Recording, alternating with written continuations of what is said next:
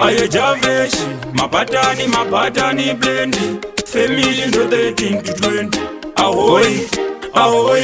Vari kunzi vakaromba purire umambo. Kumalawi ndiko kwavakatora chikwambo. Komakozi kufa vachienda kuchando. Apa vanga vashanda vatenga bhima nelambo. Sekuru taurai zvamakavanza. Amungaripotire iro rine manyanga. Amungaivike tikatadza yona manza. Musango penda kunge stepi ya kwanza. Sekuru taurai zvamakavanza.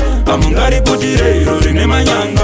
Amungaivike tikatadza yona manza. Zvikwambo zvenyu ndizvo zvaita tiite chamka. Vakarwara zvekurwara mukoma simba. Vakarara pamubhedha vachingogwimba. Pasina chavadya dhumbura ingozimba. Zvikasi mafana mbe ndave kuyenda. Ndikati kwenda kupe zvikanzi kumarinda. Zviri kunzi sekuru vedu vakaromba. Vane chikwambo chavo chavakaisa mumba. Chikatadza kubuda tese tiri kuzofa. Sekuru taurai zvamakavanza. Amungaripotire iro rine manyanga. Amungaivike tikatadza yona manza. Musango penda kunge stepi ya kwanza. Sekuru taurai zvamakavanza. Amungaripotire iro rine manyanga. Amungaivike tikatadza yona manza. Zvikwambo zvenyu ndizvo zvaita tiite chamka. Vari kunzi vakaromba purire umambo. Kumalawi ndiko kwavakatora chikwambo. Komakozi kufa vachienda kuchando. Apa vanga vashanda vatenga bhima nelambo. Mumba mandorara samambobvira moto.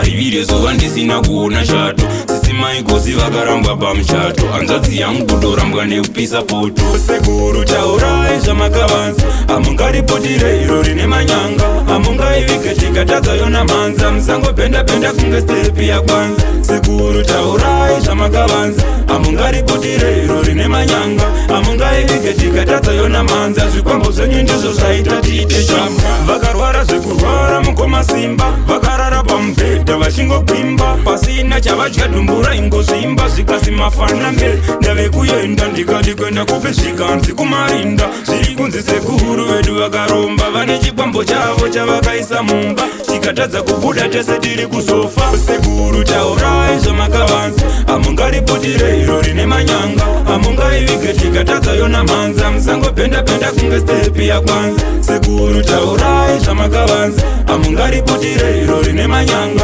Amungaivike tikatadza yona manza. Zvikwambo zvenyu ndizvo zvaita tiite chamka. Vari kunzi vakaromba purire umambo. Kumalawi ndiko kwavakatora chikwambo. Komakozi kufa vachienda kuchando. Apa vanga vashanda vatenga bhima nelambo. Mumba mandorara samambobvira moto. Arivire zuva ndisina kuona shato. Sisimaikosi vakarambwa pamuchato. Hanzvadzi yangu kutorambwa nekupisa poto. Sekuru taurai zvamakavanza. Amungaripotire iro rine manyanga.